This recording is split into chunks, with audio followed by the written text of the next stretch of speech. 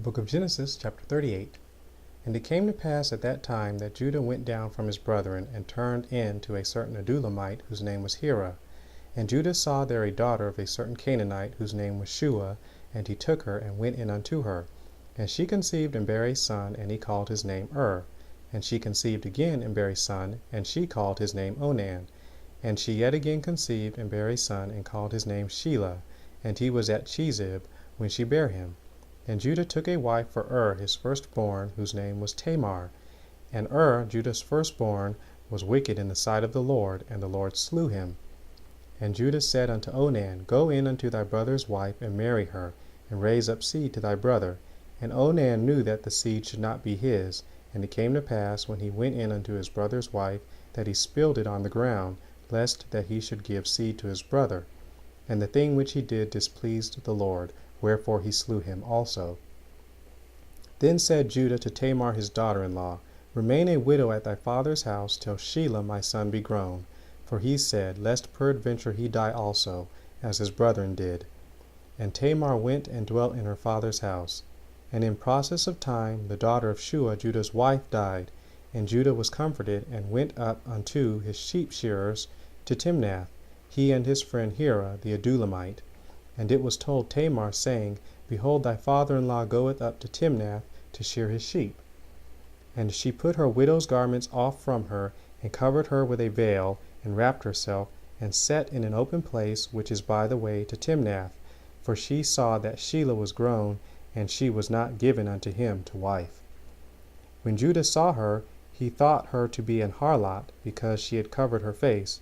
And he turned unto her by the way, and said, Go to, I pray thee, let me come in unto thee, for he knew not that she was his daughter-in-law. And she said, What wilt thou give me, that thou mayest come in unto me? And he said, I will send thee a kid from the flock. And she said, Wilt thou give me a pledge till thou send it? And he said, What pledge shall I give thee? And she said, Thy signet, and thy bracelets, and thy staff that is in thine hand. And he gave it her, and came in unto her, and she conceived by him. And she arose, and went away, and laid by her veil from her, and put on the garments of her widowhood. And Judah sent the kid by the hand of his friend the Adulamite, to receive his pledge from the woman's hand, but he found her not. Then he asked the men of that place, saying, Where is the harlot that was openly by the wayside? And they said, There was no harlot in this place. And he returned to Judah, and said, I cannot find her. And also the men of the place said, that there was no harlot in this place. And Judah said, Let her take it to her, lest we be shamed. Behold, I sent this kid, and thou hast not found her. And it came to pass about 3 months after, that it was told Judah, saying, Tamar thy daughter-in-law hath played the harlot, and also, behold, she is with child by whoredom.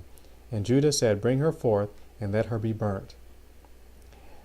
When she was brought forth, she sent to her father-in-law, saying, By the man whose these are, am I with child?